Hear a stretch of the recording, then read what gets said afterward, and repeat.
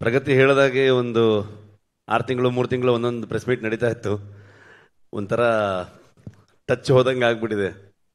Literally ಎಲ್ಲ ಊರಿಂದ first time ಬೆಂಗಳೂರಿಗೆ ಬಂದಾಗ ಹೆಂಗ್ ಫೀಲ್ ಇದೆಯೋ ಅದೇ ತರ ಫೀಲಿಂಗ್ ಇದೆ ಇವಾಗ.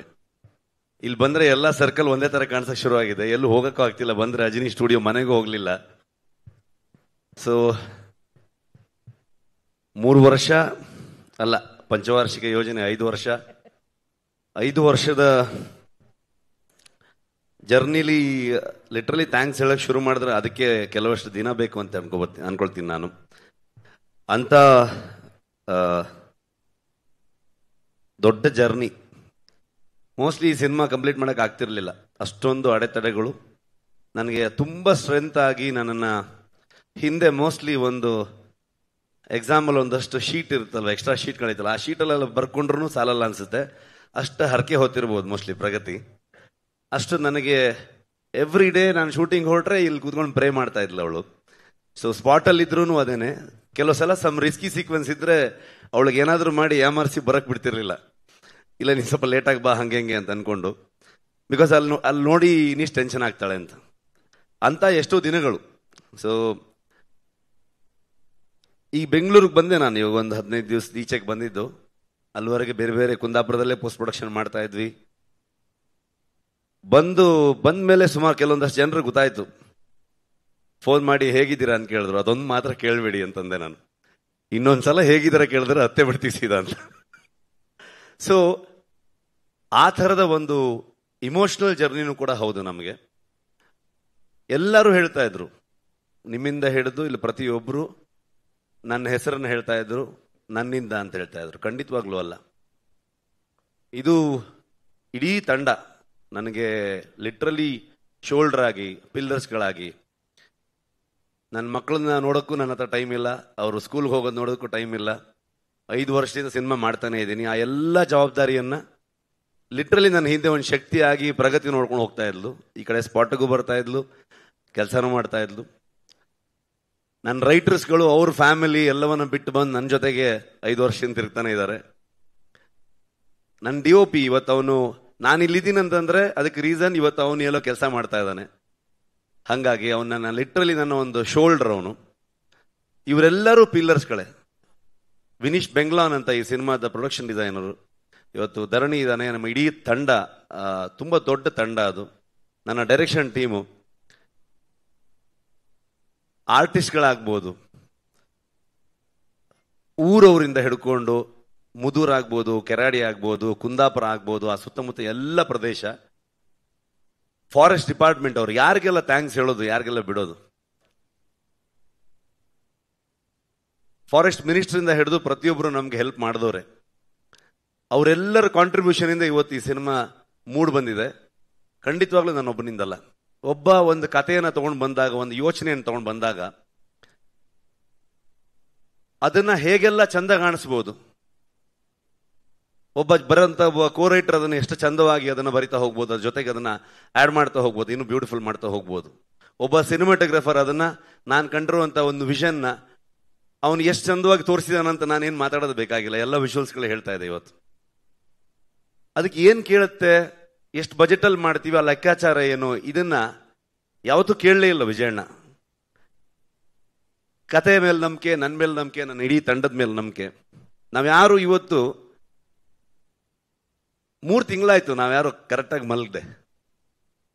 ಅಂದ್ರೆ 1 hour 2 hours. ಸುಮಾರು ಜನ ಡೈರೆಕ್ಷನ್ ಟೀಮ್ ಅವ್ರಾಗ್ಬೋದು, DOP ಆಗ್ಬೋದು, 38 hours 48 hours ಹಿಂಗೆ ಹೋಗ್ತಾ ಇದೆ ಕೆಲಸಗಳು. ಆ ಪ್ರತಿಯೊಬ್ಬರದ್ದು ಎಫರ್ಟ್ ಇದೆಯಲ್ಲ, ಯಾರು ಇದು ನನ್ನ ಸಿನಿಮಾ ಅಂತ ಮಾಡಲೇ ಇಲ್ಲ ಅವರು. ಇದೆಲ್ಲ ಪ್ರತಿಯೊಬ್ಬರು, ಇನ್ಕ್ಲೂಡಿಂಗ್ ಪ್ರೊಡ್ಯೂಸರ್ಸ್ ಇಂದ ಹಿಡಿದು ಟೀ ಕಾಫಿ ಕೊಡುವಂತ ಪ್ರೊಡಕ್ಷನ್ ಹುಡುಗರವರೆಗೂ ನಮ್ಮ ಫಿಲ್ಮು ಅಂತ ಸುಮಾರಷ್ಟು ಕೇಳಿಬಿಡ್ತಾ ಇತ್ತು ಮೀಡಿಯಾದಲ್ಲಿ, ಅಲ್ಲಿ ಇಲ್ಲಿ ಎಲ್ಲ ಕಡೆಗೆ. ಕಾಂತಾರ ಮಾಡಕ್ ಶುರು ಮಾಡಿದ್ಮೇಲೆ ಸೆಟ್ಟಲ್ ಹಾಗಾಯ್ತು ಹೀಗಾಯ್ತು ಅಂತೆಲ್ಲ ಕೇಳ್ಪಡ್ತಾ ಇತ್ತು. ಲೆಕ್ಕ ಹಾಕಿದ್ರೆ ಮೋಸ್ಟ್ಲಿ ಒಂದು 4 ಸಲನೋ 5 ಸಲ ನಾನು ಹೋಗಿ ಬಿಡ್ತಾ ಇದ್ದೆ. ಬಟ್ ಇವತ್ತವರೆಗೂ ನಾನು ಬಂದು ಈ ಸಿನಿಮಾನ ಶೋಲ್ಡರ್ಗೆ ಹಾಕೊಂಡು ನಾನು ಇಡೀ ತಂಡದ ಜೊತೆಗೆ ಬಂದು ನಿಮ್ಮ ಮುಂದೆ ನಿಂತಿದ್ದೀನಿ. 2ನೇ ತಾರೀಕು ಈ ಸಿನಿಮಾ ನಿಮ್ಗೆ ತೋರಿಸ್ತೀವಿ. ಓನ್ಲಿ ರೀಸನ್ ನನ್ನ ಹಿಂದೆ ನಿಂತಿರೋದು ಆ ದೈವ ಅನ್ನೋದು ಅಷ್ಟೇ ನಂಬಿಕೆ. ದೈವದಿಂದನೇ ನಮ್ಮ ಇಡೀ ತಂಡಕ್ಕೆ ಪ್ರತಿಯೊಬ್ಬರಿಗೂ ಆಶೀರ್ವಾದ ಮಾಡಿ ಇವತ್ತು ತಗೊಂಬಂದು ನಮ್ಮನ್ನು ಇಲ್ಲಿ ನಿಲ್ಲಿಸಿದೆ. ಸೊ ಹಾಗಾಗಿ ಪ್ರತಿ ಕಲಾವಿದರಿಗೆ, ರುಕ್ಮಿಣಿ ಅವರಾಗ್ಬೋದು, ಗುಲ್ಶನ್ ದೇವಯ್ಯ ಬಂದಿಲ್ಲ, ನಮ್ಮ ಕನ್ನಡದವರವರು, ಬಾಲಿವುಡ್ ಆ್ಯಕ್ಟ್ರು ಅಂತ ಹೇಳ್ತಾರೆ, ಅಲ್ಲ ಅವ್ರು ಆ್ಯಕ್ಚುಲಿ ಕನ್ನಡದವರು, ಕೂರ್ಗಿನವರು. ತುಂಬ ಅದ್ಭುತವಾಗಿ ಅವರು ಅಭಿನಯ ಮಾಡಿದ್ದಾರೆ. ಜಯರಾಮ್ ಸರ್ ಆಗ್ಬೋದು, ಕನ್ನಡದ ಎಷ್ಟೋ ಥಿಯೇಟರ್ ಆರ್ಟಿಸ್ಟ್ಗಳು, ಎಷ್ಟೋ ಜನ ಪ್ರತಿಭೆಗಳು ನಮ್ಮ ಇಡೀ ತಂಡ ಸೇರ್ಕೊಂಡಿದ್ದಾರೆ. ಒಂದು ದಿವಸ ಸುಮ್ಮನೆ ಯೋಚನೆ ಮಾಡ್ತಾ ಇದ್ವಿ ನಾವು, ಕೊನೆಯ ಚಿತ್ರೀಕರಣ ಮುಗಿಯೋ ಹಂತದಲ್ಲಿ ಎಲ್ರಿಗೂ ಒಂದು ಅದ್ಭುತವಾಗಿ ಊಟ ಹಾಕಿದ್ರು ವಿಜಯಣ್ಣ ಕುಂದಾಪುರಕ್ಕೆ ಬಂದು. ಅವಾಗ ನಮ್ಮ ಇಡೀ ಕುಂದಾಪುರ ಮತ್ತು ಸುತ್ತಮುತ್ತ ಎಲ್ಲ ಒಂದು ಮಿನಿ ಫಿಲ್ಮ್ ಸಿಟಿ ತರ ಆಗೋಗಿದೆ. ಅಲ್ಲೆಲ್ಲ ಇನ್ನೆಷ್ಟು ಸಿನಿಮಾ ಬೇಕಾದ್ರೆ ಶೂಟಿಂಗ್ ಮಾಡ್ಬೋದು. ಲೆಕ್ಕ ಹಾಕಿ ನೋಡಿದಾಗ 3 ವರ್ಷದಲ್ಲಿ ಒಂದು ನಮ್ದು ಎಲ್ಲ ದಿನಗೂಲಿ ಲೆಕ್ಕನೇ.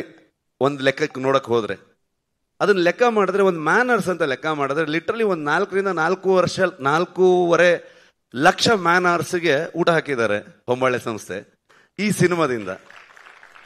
ಸಿನಿಮಾದ ಕಲೆಕ್ಷನ್ ಬಗ್ಗೆ ಮಾತಾಡ್ತೀವಿ ನಾವು, ಅಥವಾ ಆ ಸಿನಿಮಾ ಏನು ರೆಕಾರ್ಡ್ ಮಾಡ್ತು, ಎಷ್ಟು ಚೆನ್ನಾಗಿ ಬಂದಿದೆ ಎಲ್ಲೋ ಹೇಳ್ತೀವಿ. ಆದರೆ ಸಿನಿಮಾ ಒಂದು ಊರಿಗೆ ಬಂದಾಗ ಇಡೀ ಊರಿಗೆ ಅದು ಎಷ್ಟು ಚಂದದಲ್ಲಿ ಉದ್ಯೋಗನ ಸೃಷ್ಟಿ ಮಾಡುತ್ತೆ. ಅದ್ರ ಜೊತೆಗೆ ಎಲ್ಲರೂ ನಮ್ಗೆ ಕೊಡುವಂಥ ಆಶೀರ್ವಾದ ಇದೆಯಲ್ವಾ, ಎಲ್ಲವೂ ನನಗೆ ಅದು ಹೇಳೋದಕ್ಕೆ ಪದಗಳೇ ಇಲ್ಲ. ಅದು ಅಂಥ ಒಂದು ಕೆಲಸ. ಹಾಗಾಗಿ ಕಾಂತಾರ ಶುರು ಮಾಡಿದಾಗ ಸಿನಿಮಾ ಅಲ್ಲಿಂದ ಅದೊಂದು ಇಮೋಷನಲ್ ಜರ್ನಿ ಆಗ್ತಾ ಹೋಯ್ತು, ಪರ್ಸನಲ್ ಜರ್ನಿ ಆಗ್ತಾ ಹೋಯ್ತು. ತುಂಬ ದೊಡ್ಡ ತಂಡವಾಗಿ ಬೆಳೆದಿದೆ. ಸಾವಿರಾರು ಜನರು ಇವತ್ತು ಕೆಲಸ ಮಾಡಿದ್ದಾರೆ ಸಿನಿಮಾಗೆ. ನಿಮ್ಮ ಪ್ರತಿಯೊಬ್ಬರಿಗೂ ನಾನು ಥ್ಯಾಂಕ್ಸ್ ಹೇಳೋದಕ್ಕೆ ಇಷ್ಟಪಡ್ತೀನಿ.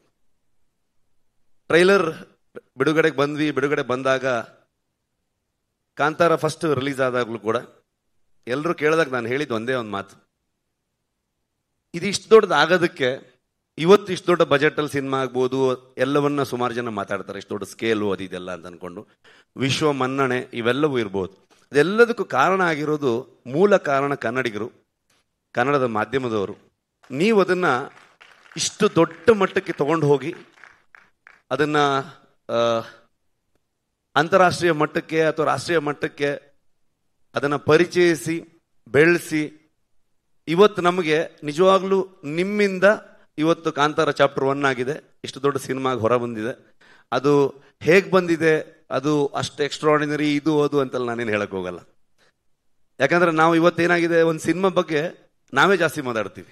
ನನ್ನ ಪ್ರಕಾರ ನೀವು ಮಾತಾಡಬೇಕು, ನಿಮ್ಗೆ ಹೇಗೆ ಅನ್ಸುತ್ತೆ ಅಂತ ನೀವು ಹೇಳಬೇಕು. ಜನರಿಗೆ ನಾವೇನೇ ಹೇಳಕ್ ಹೊರಟಿದ್ದೀವಿ ಅದು ಎಷ್ಟು ಮಟ್ಟಿಗೆ ರೀಚ್ ಆಯ್ತು ಅನ್ನೋದೇ ತುಂಬ ಇಂಪಾರ್ಟೆಂಟ್ ಆಗುತ್ತೆ. ಅಷ್ಟೇ ಹೇಳಕ್ ಇಷ್ಟಪಡ್ತೀನಿ. ಇನ್ನು ಜನರಲ್ ನಾಲೆಜ್ ಇಲ್ಲ, ಯಾಕಂತಂದ್ರೆ 3 ವರ್ಷ ಆಯ್ತು, ಏನು ನಡೀತಿದೆ ಗೊತ್ತಿಲ್ಲ ಪ್ರಪಂಚದಲ್ಲಿ. ಸೊ ಸಿನಿಮಾದೊಳಗಡೆ ಮುಳುಗೋಗಿದ್ದೀವಿ ಅಷ್ಟೇ ಹೇಳ್ಬೋದು. ಇನ್ನೇನು ಬಂದ್ವಿ 2ನೇ ತಾರೀಕು ಪ್ರಪಂಚದಾದ್ಯಂತ ಹೊಂಬಾಳೆ ಅಂತ ಸಂಸ್ಥೆ ಪ್ರಗತಿ ಆವಾಗಲೇ ಹೇಳಿದಾಗೆ ನನಗೆ ಒಂದು ಲೈನ್ ಕಥೆಯನ್ನು ಹೇಳಿ ಅದನ್ನು ನನ್ನ ಮೇಲೆ ನಂಬಿಕೆ ಇಟ್ಕೊಂಡು, ಅಲ್ಲಿಂದ ನಾನು ಅವರಿಗೆ ಪರಿಚಯ ಮಾಡಿದಂಥ ನನ್ನ ತಂಡದ ಮೇಲೆ ನಂಬಿಕೆ ಇಟ್ಕೊಂಡು ಇಲ್ಲಿವರೆಗೆ ಬಂದಿದ್ದೀವಿ. ಸಿನಿಮಾದಲ್ಲಿ ಯಾವಾಗಲೂ ಒಂದು ಸರ್ಕಲ್ಲು, ಒಂದು ಬಾವಿ, ಈ ಥರ ವಿಷಯಗಳನ್ನು ತೋರಿಸ್ತಾನೆ ಹೋಗ್ತಿದ್ವಿ. ಅದ್ರ ಒಳಗಡೆ ಇನ್ನು ಎಷ್ಟೆಷ್ಟು ವಿಚಾರಗಳಿದೆ ನನಗೂ ಗೊತ್ತಿಲ್ಲ. ಕರ್ಕೊಂಡು ಹೋಗ್ತಾ ಇದ್ದೀವಿ. ಸೊ ನೋಡೋಣ. ನನಗೂ ಏನು ಫ್ರೇಮ್ ಮಾಡೋದಕ್ಕೆ ಆಗ್ತಿಲ್ಲ, ಏನು ಅನಿಸಿದೆ ಅದನ್ನ ಹೇಳಿದ್ದೀನಿ ಅಷ್ಟೇ. ಐ ಥಿಂಕ್ ಕವರ್ ಮಾಡಿದ್ದೀನಿ ಅಂತ ಅಂದ್ಕೊಳ್ತೀನಿ. ಮಾಸ್ಟ್ರೇ thank you, writers thank you, direction team, art team, costume team, ಎಲ್ಲ ಆರ್ಟಿಸ್ಟ್ಗಳು. ತುಂಬ ಕಷ್ಟ. ಅಂದರೆ ಯಾವ ಲೊಕೇಶನಲ್ಲೂ ನಿಜವಾಗ್ಲೂ ಮನುಷ್ಯರು ಹೋಗೋವಂಥ ಲೊಕೇಶನ್ ಆಗಿರಲಿಲ್ಲ ಅದು. ಇಡೀ ಇಷ್ಟು ತಂಡ, ಸ್ಪೆಷಲಿ ಪ್ರೊಡಕ್ಷನ್ ಕಡೆಯಿಂದ ಆದರ್ಶ ಆ್ಯಂಡ್ ಟೀಮು, LPಸು, ನಿಮ್ಮೆಲ್ರಿಗೂ ಆ ಲೊಕೇಶನ್ಗಳನ್ನ ಫೈಂಡ್ ಔಟ್ ಮಾಡಿ ಅಲ್ಲಿ ಬೇಕಾಗಿರೋಂಥ ಅರೇಂಜ್ಮೆಂಟ್ಸ್ಗಳನ್ನ ಮಾಡಿರೋದು. ಸೊ ಅದಕ್ಕೆಲ್ಲ ಅದನ್ನು ಮರೆಯೋದಕ್ಕೆ ಆಗಲ್ಲ. ಅದು ಇನ್ನೊಂದ್ಸಲ ಮಾಡೋಕ್ಕಾಗತ್ತಂತನೂ ಹೇಳೋಕ್ಕಾಗಲ್ಲ, ಅಷ್ಟು ಅದ್ಭುತ ಅದು. ಎಲ್ಲ ಮ್ಯಾನೇಜರ್ಸ್ಗಳಿಗೆ, ಲೋಕಲ್ ಕೋಆರ್ಡಿನೇಟರ್ಸ್ಗಳಿಗೆ, ಊರಿನವ್ರಿಗೆ, ಡಿಪಾರ್ಟ್ಮೆಂಟ್ ಅವ್ರಿಗೆ, ಇನ್ನು ಯಾರ್ಯಾರ ಬಗ್ಗೆ ಅಂತ ಹೇಳಿ ನಾನು. ಥ್ಯಾಂಕ್ ಯು ವಿಜಯಣ್ಣ, ಥ್ಯಾಂಕ್ ಯು ಸೋ ಮಚ್. ನಮ್ದಲ್ಲ ಇದು, ಅವ್ರ ಫಿಲ್ಮು, ಅವರಿಂದನೇ ಈ ಸಿನಿಮಾ ಆಗಿದೆ, ಅವರೇ ಅದನ್ನು ತಗೊಂಡು ಹೋಗ್ತಾ ಇದ್ದಾರೆ. ಸೊ ಅವರಿಂದ ಅವ್ರಿಗಾಗೆ ಅಂತ ಅನ್ಕೊಂಡು ಹೇಳೋದಕ್ಕೆ ಇಷ್ಟಪಡ್ತೀನಿ ನಾನು ಅಷ್ಟೇ. Thank you. ರಿಷಬ್ ಅವರೇ, ನೀವು ಹೇಳಿದ್ರಿ 3-5 ವರ್ಷ ಅಂತ ಹೇಳಿ. ಪ್ರಪಂಚದ ಆಚೆ ಏನಾಗ್ತಿದೆ ಅಂತ ನಿಜವಾಗ್ಲೂ ನಿಮಗೆ ಗೊತ್ತಾಗೋದಕ್ಕೆ ಚಾನ್ಸ್ ಇಲ್ಲ. ಯಾಕಂದ್ರೆ ನೀವು ಇಲ್ಲೊಂದು ಪ್ರಪಂಚವನ್ನ ಕಟ್ತಾ ಇದ್ರಿ, ವಿಶ್ವ ಮಟ್ಟದಲ್ಲಿ ಕಟ್ತಾ ಇದ್ರಿ. ಬಹುಶಃ ರಿಷಬ್ ಸರ್ ಅಲ್ಲಿ ಮಾಡ್ತಿದ್ದು ನಿರ್ದೇಶನನೋ ಅಥವಾ ಅಭಿನಯ ಅಲ್ಲ ಅನ್ಕೊಂತೀನಿ, ಅದು 5 ವರ್ಷದ ತಪಸ್ಸು, ಕಠಿಣ ತಪಸ್ಸು ಮಾಡಿರೋದದು. ಆ ಕಠಿಣ ತಪಸ್ಸಿಗೆ ಒಂದು ಫಲ, ಮೊದಲನೇ ಫಲ ಇವತ್ತು ಸಿಕ್ಕಿದೆ. ಕರ್ನಾಟಕ ಅಷ್ಟೇ ಅಲ್ಲ, ವಿಶ್ವದಾದ್ಯಂತ ಟ್ರೈಲರ್ ಮೆಚ್ಕೊಂಡಿದ್ದಾರೆ. ಕಾಂತಾರ ಚಾಪ್ಟರ್ 1 ಮ್ಯಾಜಿಕ್ ನೋಡೋದಕ್ಕೆ ಅಕ್ಟೋಬರ್ 2ನೇ ತಾರೀಕು ಎಷ್ಟು ಜನ ಕಾಯ್ತಾ ಇದ್ದಾರೆ. ಆ ಎಲ್ಲ ಯಶಸ್ಸು ನಿಮ್ಮ ಜೊತೆ ಇರುತ್ತೆ. ಆ್ಯಂಡ್ ಯಶಸ್ಸಿನ ಜೊತೆ ನೀವು ಒಂದು ಜವಾಬ್ದಾರಿನ ಎಷ್ಟು ಸುಂದರವಾಗಿ ನಿರ್ವಹಿಸಿದ್ರೆ ಅದ್ರ ಬಗ್ಗೆ ನಾವಿಲ್ಲಿ ಮಾತಾಡಲೇಬೇಕು.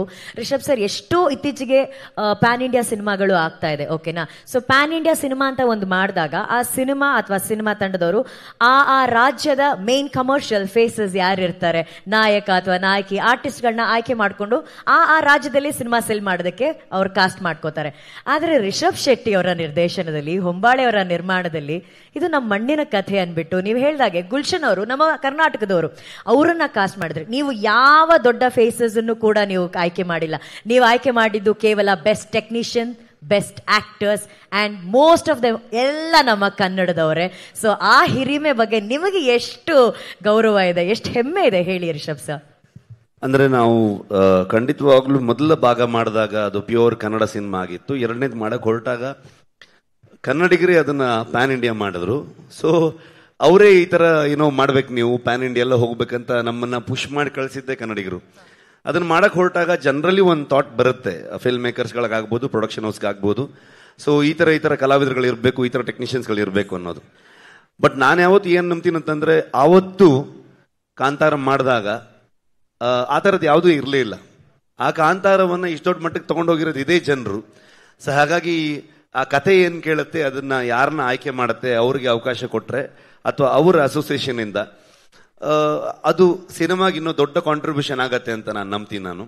ಹಾಗಾಗಿ ಆ ಕಥೆಯ ಆಯ್ಕೆ ಪ್ರಕಾರವಾಗಿ ಹೋಗ್ಬೇಕೇ ಹೊರತು ನಾವು ಅದನ್ನ ಫೋರ್ಸ್ ಮಾಡಿದ್ರೆ ಅದು ಯಾವತ್ತೂ ಆರ್ಗ್ಯಾನಿಕ್ ಆಗಿ ಹೋಗೋದೇ ಇಲ್ಲ. ಅದು ಅವರು ಕೂಡ ಫಿಟ್ ಆಗಲ್ಲ, ನಮ್ಮ ಸಿನಿಮಾಗೂ ಕೂಡ ಜಸ್ಟಿಫೈ ಆಗಲ್ಲ ಅಂತ ಅನ್ಕೊಳ್ತೀನಿ ನಾನು.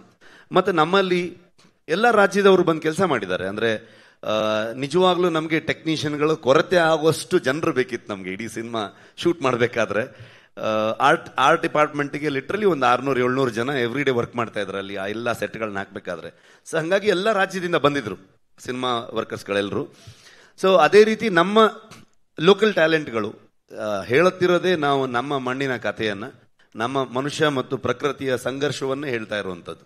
ಸೊ ಅದರ ಇನ್ನ ಡೀಪರ್ ಸೈಡ್ ಹೋಗಿದ್ದೀವಿ ಈ ಸಲ. ಸೊ ಹಾಗಾಗಿ ಅದಕ್ಕೆ ಈ ಮಣ್ಣಿನಲ್ಲಿರುವಂತಹ ಈ ಮಣ್ಣಿನ ಮಕ್ಕಳೇ ಬೇಕಾಗ್ತಾರೆ. ಸೊ ಅವ್ರು ಬಂದ್ರೆ ಮಾತ್ರ ಆ ಕತೆ, ಆ ಸಿನಿಮಾ ಅಷ್ಟು ಅಚ್ಚುಕಟ್ಟಾಗಿ ಬರೋದಕ್ಕೆ ಸಾಧ್ಯ ಅಂತ ಅನ್ಕೊಳ್ತೀನಿ ನಾನು.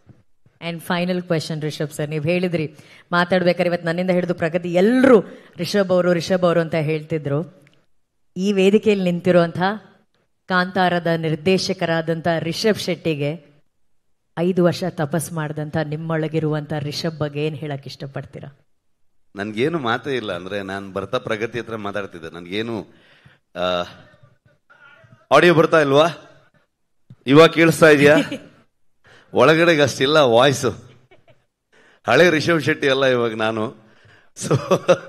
ಸೊ ಬರ್ತಾ ಪ್ರಗತಿ ಹತ್ರ ಮಾತಾಡ್ತಾ ಇದ್ದೆ ನಾನು. ಅಂದ್ರೆ ಏನ್ ಹೇಳ್ಬೇಕು ಗೊತ್ತಾಗ್ತಿಲ್ಲ ನನಗೆ, ಪದಗಳೇ ಇಲ್ಲ ಅಂತ ಅನ್ಕೊಂಡು. ಎಲ್ಲ ನಿಮ್ಮಿಂದ. Thank you so much. And Pragati, thank you so much. I think